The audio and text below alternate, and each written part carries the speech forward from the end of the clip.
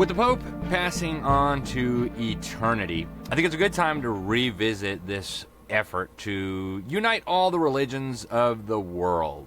I've got a big article coming out in the upcoming issue of the New American called "The Religions of the World Unite."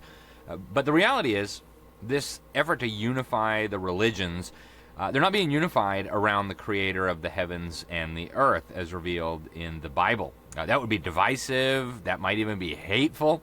After all, Pope Francis himself argued just last year that different religions are just different languages, all expressing the divine. They're all paths to God. And now, obviously, a lot of faithful Catholics would quibble with that, but I want you to listen carefully to what Pope Francis had to say before he passed away at this very, very interesting conference. Check this out. Because every religion is a way to arrive at God. Dirò una comparazione, sono come diverse lingue, diversi idiomi per arrivare lì. Sort of a comparison, an example would be they're sort of like different languages in order to arrive at God. Ma Dio è Dio per tutti. But God is God for all. E come Dio è Dio per tutti, noi siamo tutti figli di Dio. And if God is God for all, then we're all sons and daughters of God. Ma il mio Dio è più importante del tuo. But my God is more important than your God. È vero quello? Is that true? C'è un solo Dio lì. E noi sono idiomi, cammino, lingue per arrivare a Dio. There's only one God, and each of us is a language, so to speak, in order to arrive at God. Qualcuno è Sikh, qualcuno musulmano, qualcuno hindi, qualcuno cristiano, ma sono diversi cammini. There are different paths. Okay, guys, you just heard the late pontiff argue that all religions are just different paths to God. Now, that actually flies in the face of Catholic teaching historically. And that comes, by the way, from very senior Catholics who are very well acquainted with the Catholic faith. Archbishop Vigano, who was the highest ranking Catholic official in the United States for a long time, he was the papal nuncio here, has publicly come out and claimed that Pope Francis was part of a conspiracy to dismantle the church and even dissolve traditional society. He said Francis was part of the deep state and the deep church and was working to actually undermine and destroy the Catholic Church. And that may sound like an incredible accusation from just some random Joe Schmo on the street, but when it's somebody who has dedicated his life to the Catholic Church, that takes on a rather different meaning. Archbishop Vigano has said a lot about this. I want to share with you just one clip. He was actually just recently on Steve Bannon's show, War Room, talking about some of these things after Francis passed away. And there is right now an effort to overturn Francis's papacy. We'll talk a little bit about that, but I want to just real quick share with you what Archbishop Vigano said before we get back into the effort to create a one-world religion. Again, and Archbishop Vigano, I should say, has been excommunicated. He was excommunicated by Francis as a result of these statements, but of course he is far from the only Catholic cleric who's made similar accusations. Listen to this. In the family of international finance, find in Bergoglio not a neutral spectator, which would itself already be an unheard of thing, but actually a zealous cooperator who abuses his own moral authority in order to support a destra outside the church the project of the dissolution of traditional society, while ad intra within the church he pursues the project of the demolition of the church in order to replace her with a philanthropic organization of Masonic inspiration. And it is scandalous. This applies to both, to civil and ecclesiastical world, confirming the pactum celeri, the criminal conspiracy between the deep state and the deep church. It seems to me that in this conspiracy, the role of the Jesuit has been decisive.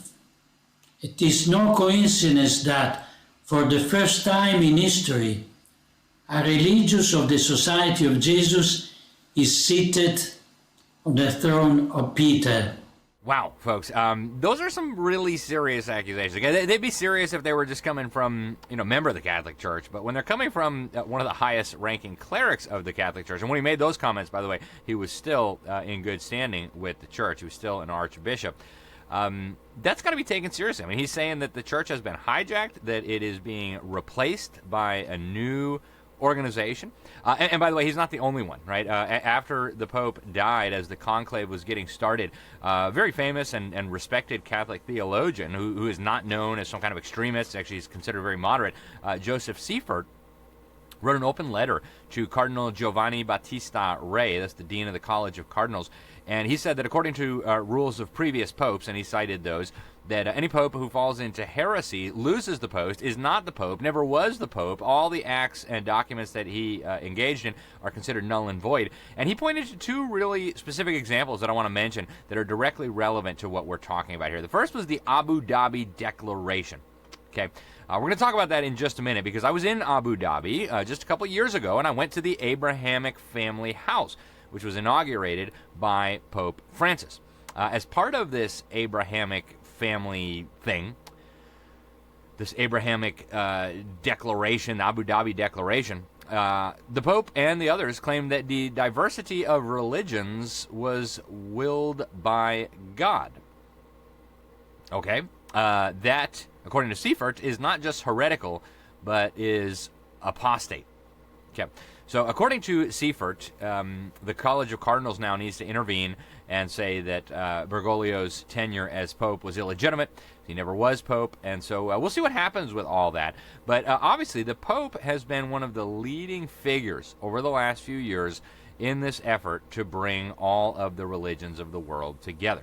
And of course, environmentalism has been right at the core of this, and we'll talk about it. Before we get into some of the other stuff, I do want to go briefly to this Abu Dhabi declaration that he mentioned, because I was in Abu Dhabi. I went there when we were there covering the UN Climate Summit in Dubai.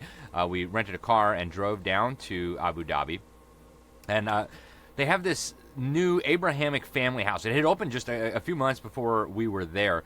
And it's a really interesting place. They've got a mosque, a synagogue, and a Catholic church all on this property with a pyramid in the middle. And all these declarations about how, we're all worshiping the same God and all this kind of stuff. And the only bad thing they said was extremists. And I think the obvious implication would be, well, they're talking about Al-Qaeda, they're talking about Hamas, they're talking about ISIS. But actually, I think they're really talking about those Christians who insist that Jesus Christ is the only way, right? The way, not a way, the way. But I want to show you just a little clip from our time at this Abrahamic family house in Abu Dhabi, which to me seems very much like a temple to world religion.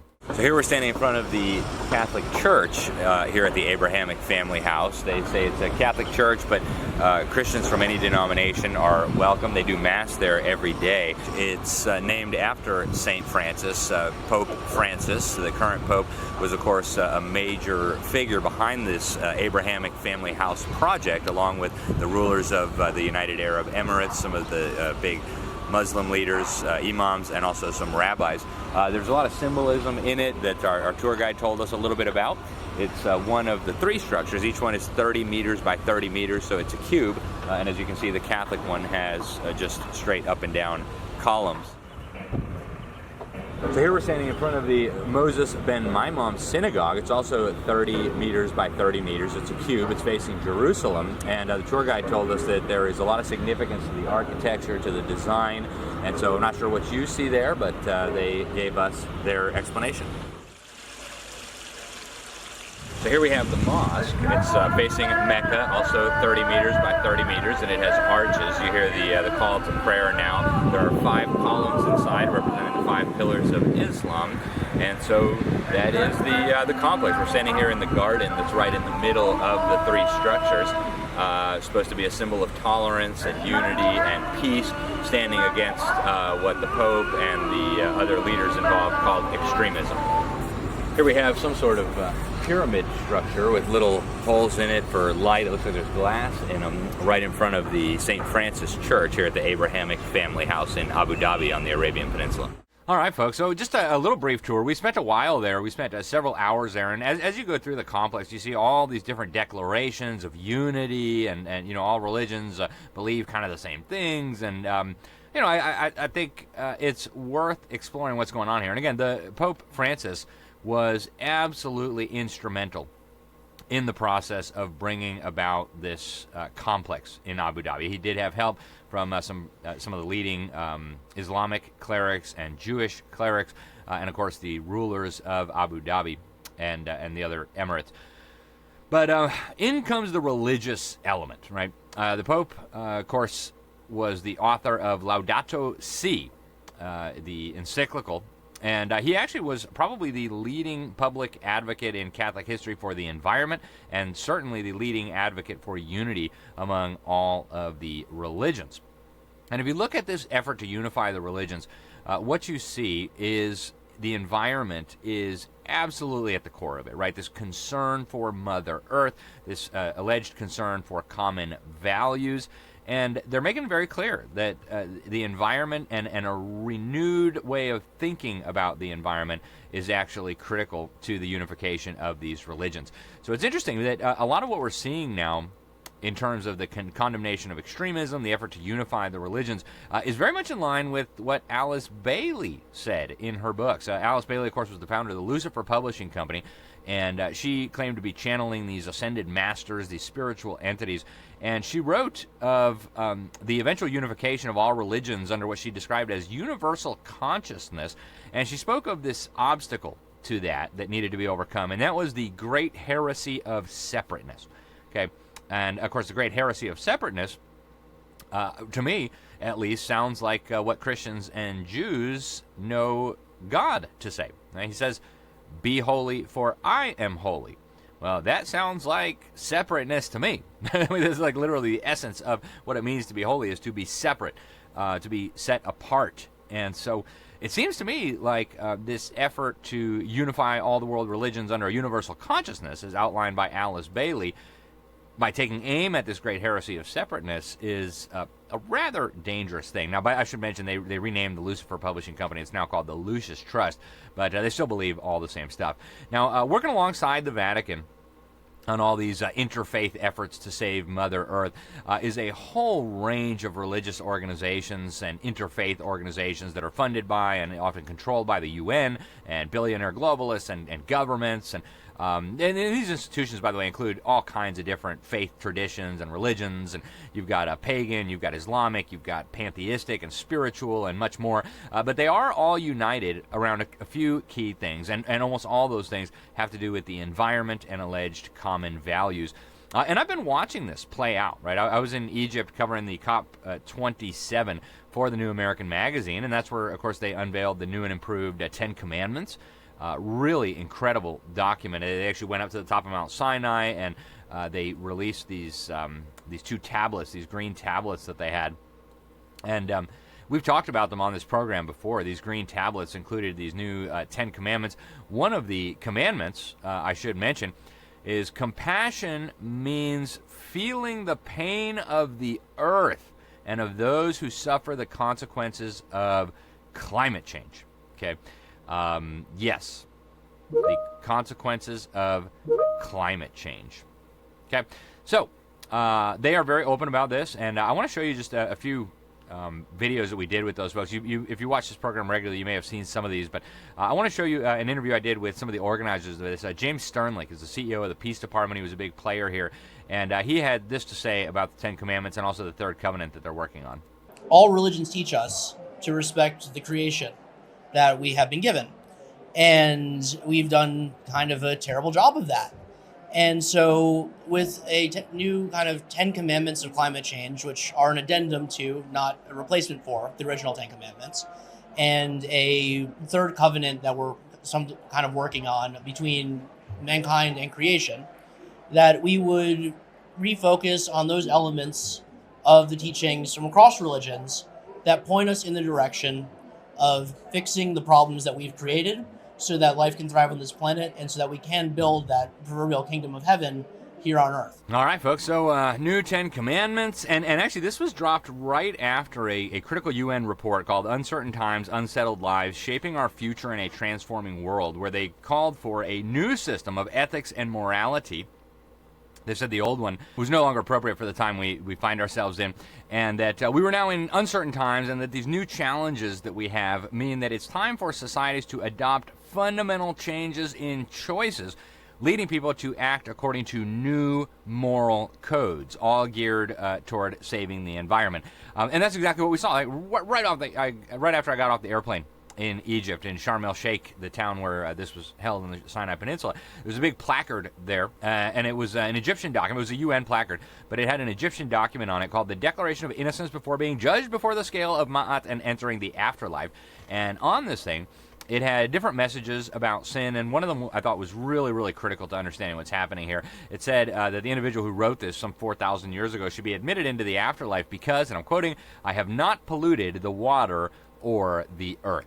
Now, this is a very pagan way of looking at the environment, and yet here you have Christian and Jewish and Islamic institutions all joining forces in this effort. I have seen the paganism really come out into the open. In 2010, when the UN met in Cancun for the climate summit down there, UN climate czarina Cristiana Figueres, who was the executive secretary of the UN Framework Convention on Climate Change, she started it off with a prayer to Ixchel. Turns out Ixchel is the Mayan goddess of cannibalism, human sacrifice, and war. Now, going back to the Pope for a minute, at the UN Climate Summit in Egypt, the Pope actually celebrated what he called his Laudato Si action platform that had been released the year before. And in that document, he said that it promotes ecological conversion and lifestyles consistent with it.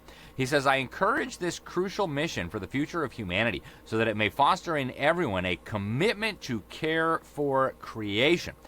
He described this as a journey aimed at responding to the cry of the earth. Okay, so what we're dealing with here, folks, again, is an effort to reframe sin.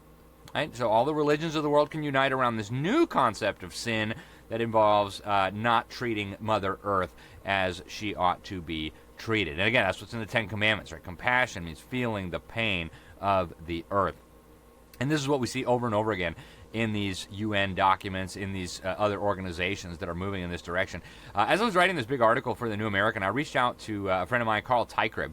He is a Christian author and researcher. He did an incredible book outlining some of this called Game of Gods. And I want to read you what he told me because I think it really gets to the core of what we're dealing with here. He says, "The global interfaith movement, for that is what this is, seeks to create a new global civilization to build heaven on earth through collective peace and unity, and it sees itself as the moral and ethical voice to that end, working in parallel and in support of the United Nations. Indeed, it envisions itself as the moral and spiritual arm of the global community." So Carl really gets this. He has been going to these conferences for a long time. He was just at the Parliament of World Religions. He has followed them more than just about anybody I can think of who is critical of this, and he's done some really important work exposing what is happening here.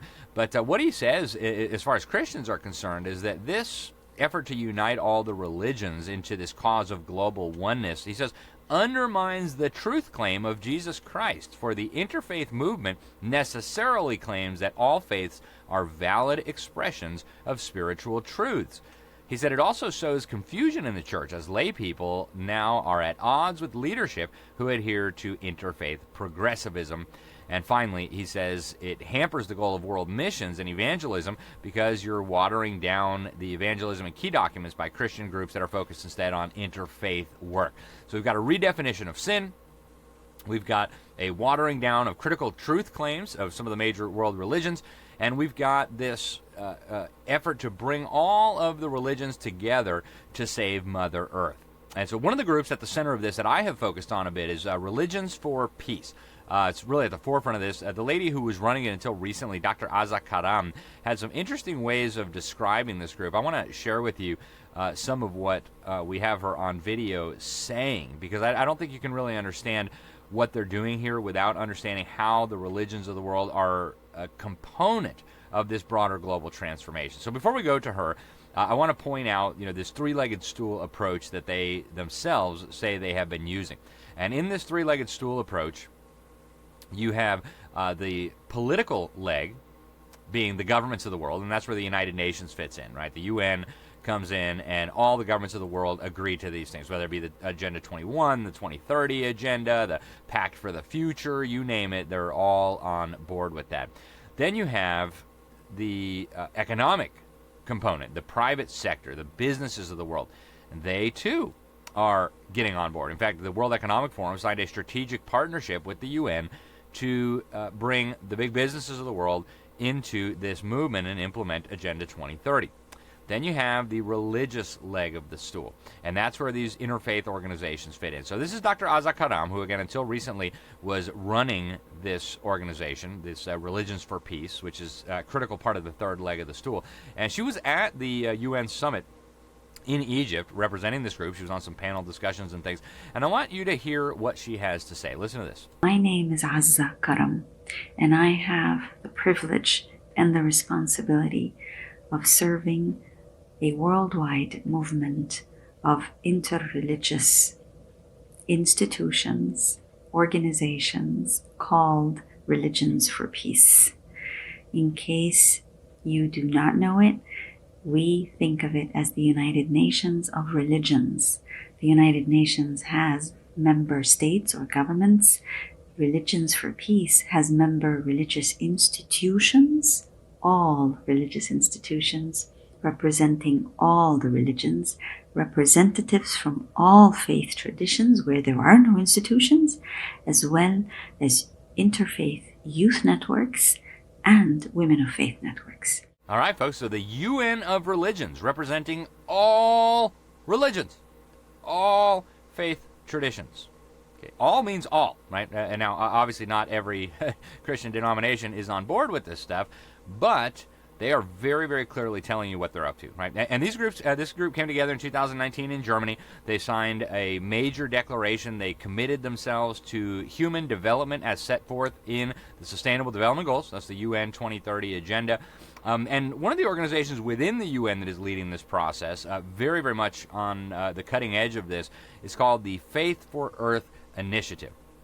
They also tell you that they're implementing the 2030 Agenda by bringing faith groups and actors to the table. And I want to let you listen first to a little promo they did for this Faith for Earth initiative, and then I'll share with you an interview that we did with Eric Solheim. He was the executive director of the UN Environment Program when they launched this program. So here's a promo for Faith for Earth. 85% of the world population believe in a faith or a religion. And the power of that is humongous, and we can harness that in mobilizing faith leaders and faith followers in protecting Earth. All right, so they're going to harness your religion to mobilize faith leaders, faith followers to save the planet, okay? Again, and they're not like kidding about this. I mean, they're absolutely dead serious. And so now I want to go, we ran into Eric Solheim. He was the head of the UN Environment Program when they launched this Faith for Earth initiative. He's a Norwegian, again, the head of the UNEP. And I asked him about this Faith for Earth initiative, and I want you to listen to what he had to say. And so what do you see the role of pastors and priests and bishops and imams in getting their congregations involved in the fight for a sustainable world? I'm not aware of any religion where nature is not front and center. I mean, look, in the Bible, it starts with God creating this wonderful, beautiful world. After 7 days, he's so happy with what he has created that he takes a day off to celebrate. And the Bible ends with John sitting at a Greek island with a great vision of a flood. So nature is front and center in the Bible, and protecting that is a duty of all Christians. All right, folks, you heard it, right? First of all, the Bible theology is pretty off the mark, right? God created the earth in 6 days and then rested on the seventh. But even more importantly, the Bible does not end with John having a vision of a great flood. In fact, that happens early on in Genesis when God floods the world because of sin. What we see in Revelation is something much different. In fact, the end of the planet actually does involve burning, but it's not from global warming, right? The Bible says the heavens and the earth will be burned like fire.